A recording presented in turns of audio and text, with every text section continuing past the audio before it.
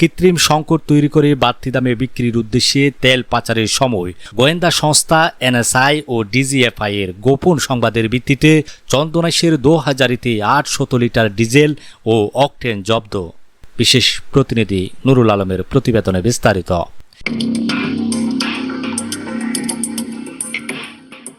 দেশে চলমান জ্বালানি সংকটকে পুঁজি করে কিছু অসাধু ব্যক্তি অসৎ উপায় অবলম্বন করছেন।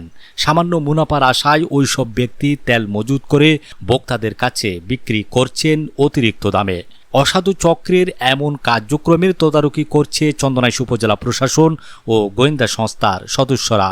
কৃত্রিম সংকট তৈরি করে বাড়তি দামে বিক্রির উদ্দেশ্যে ট্রলি নিয়ে যাওয়ার সময় পথের মধ্যে চট্টগ্রামের চন্দনাইশে গোয়েন্দা সংস্থা এনএসআই ও ডিজিএফআই গোপন সংবাদের ভিত্তিতে অভিযান চালিয়ে 4টি ড্রাম ভর্তি তেল, 600 লিটার ডিজেল ও 200 লিটার অকটেন জব্দ করা হয়।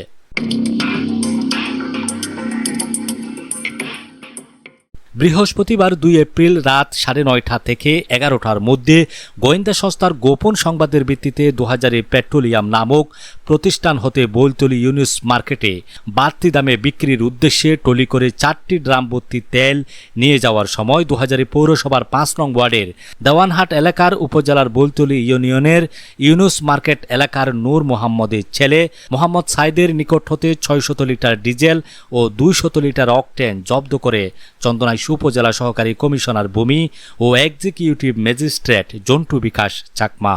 উল্লেখ্য যে জব্দকৃত ডিজেল ও অকটেন 2000 পৌরসভা কার্যালয়ে নিয়ে যাওয়া হয় এবং পরবর্তীতে সেগুলো নিলামে বিক্রি করা হবে মর্মে জানা যায়।